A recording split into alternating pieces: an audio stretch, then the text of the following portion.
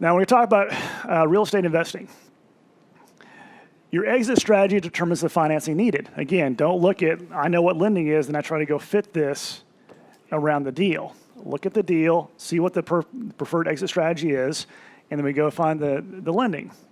How long do you need the lending for? Is it 3 months, 3 years, or 3 decades? Now, I'm going to go some terminology here. But the two that I'm going to go over is the math side, the cash on cash and the debt servicing ratio. Real quickly, I've got terminology sheets for you guys to take home and study. There will be a test afterwards. No, just kidding. But I will warn you this. There's going to be math involved. So how many guys are visionary artists that don't like math? It's okay. I used to be one of those too. All right. Stick with me. It's going to be okay. By the time you're done with this, you're going to have 5 houses. All right? You got that? Okay. You'll be able to see it. So just stick with me. The math guys tell a story, and it's beautiful. So the cash on cash, real quickly, we got to have a way to keep score and compare what our investment options, our investment returns are, and can be able to compare to other options. So we came up, the industry came up with cash on cash, which is an internal rate of return. How much money do I put in versus how much money do I get out? In the debt servicing ratio, if you spend $1, how much comes back to you? And it's more on the monthly basis. And we're going to get into the examples of that later on. There's more here, and this is just a short list. You guys got a more extensive list there.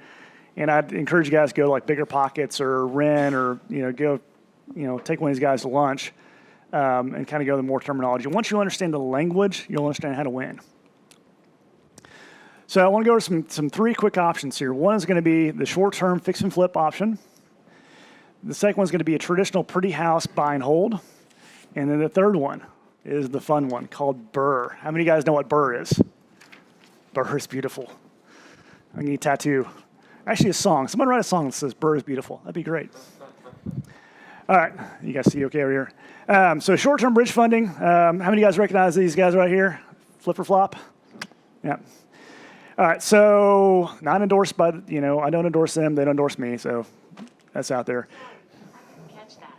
Really? Let's try again. Thank you, Amazon. Okay. That was interesting. So short-term bridge funding, you need to acquire something fast. Banks are slow. There's a reason they're slow. They want to be very conservative. Banks are slow. You need to go buy a deal I want on sale right now. Quicker the money, the more expensive it is. You need today, I can get it for you today, but it's going to cost you. So you better have a deal. You can borrow money as an individual or an entity. That's an LLC, S-Corp, trust, self-directed IRA, you name it, you can do it. Lenders typically will, and this is just typically, so don't, take me down, Philip, and everyone else. They're going to lend up to 90% of the acquisition and sometimes 100% of the rehab through this money. If it's just dirt and you're going to build something, they'll typically do 75 to 80%. So you got to have some skin in the game. Key number 1, skin in the game. And how do you do that? Usually the term is less than 6 months. If it's a piece of dirt, they might extend it out there longer, but you need to have the money for the carrying costs. We can provide this money through individuals as well. Sometimes, and there's some around here we all know, we may take down 100% of the acquisition and the rehab if it's a deal. You're buying at a significant discount. Qualifications for this is typically weighted more on the deal itself. Does it meet the after repair value times 70% minus repairs? Less on who is borrowing it. Now, if you have 3 bankruptcies, a foreclosure, and you're just have zero money, you're probably not going to get the funding. You need to be somewhat financially savvy and be able to pay the bills for the lender to have confidence you're going to be able to pay this thing back, even if they are securing the asset. So exit strategy for this includes selling the property after completion, also known as a flip, or being taken out by a bank for long-term financing. Here's what it looks like according to TV. You buy a house, $200,000. You rehab it for $50,000. You resell it for $300,000. We made $50,000.